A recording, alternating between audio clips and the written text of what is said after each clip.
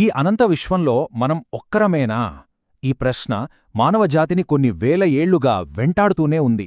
ఈరోజు మనం ఈ అంతుచిక్కని మిస్టరీ లోపలికి వెళ్దాం. అదే భూమికి అవతల జీవం కోసం జరుగుతున్న ఈ మహా అన్వేషణ. ఒక్క క్షణం ఈ ప్రశ్న గురించి ఆలోచిద్దాం.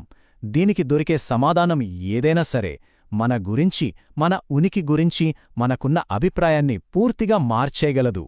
సరే, ఇక ఈ ప్రయాణం మొదలు పెడదాం. అయితే మొదటగా ఒక విషయం స్పష్టం చేసుకుందాం. ఈ అన్వేషణలో అసలు మనం దేనికోసం వెతుకుతున్నాం? గ్రహాంతర జీవం అనగానే మన కళ్ల ముందు సినిమాల్లో చూపించే వింతైన జీవులు మెదులుతాయి. కాని శాస్త్రవేత్తల వేట అంతకంటే చాలా పెద్దది. వాళ్లు వెతికేది ఒక చిన్న బ్యాక్టీరియా కణం కోసమైనా కావచ్చు.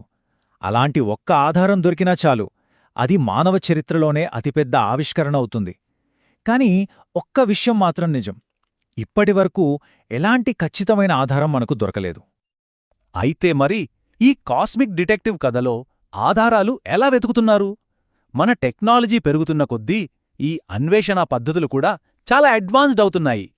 ఈ వేటలో ముఖ్యంగా 2 దారులున్నాయన్నమాట. మొదటిది బయోసిగ్నేచర్స్, అంటే జీవం తాలూకు రసాయన గుర్తులు.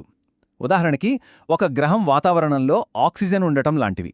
ఇక రెండోది టెక్నోసిగ్నేచర్స్, అంటే అడ్వాన్స్డ్ జీవులు సృష్టించే టెక్నాలజీ ఆనావాళ్లు, అసాధారణ రేడియో సిగ్నల్స్ లేదా కాలుష్యం వంటివి.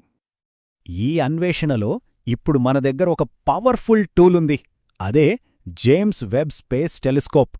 దీని ప్రత్యేకత ఏంటంటే, చరిత్రలో మొదటిసారిగా ఇది వందల కాంతి సంవత్సరాల దూరంలో ఉన్న గ్రహాల వాతావరణాన్ని విశ్లేషించగలదు.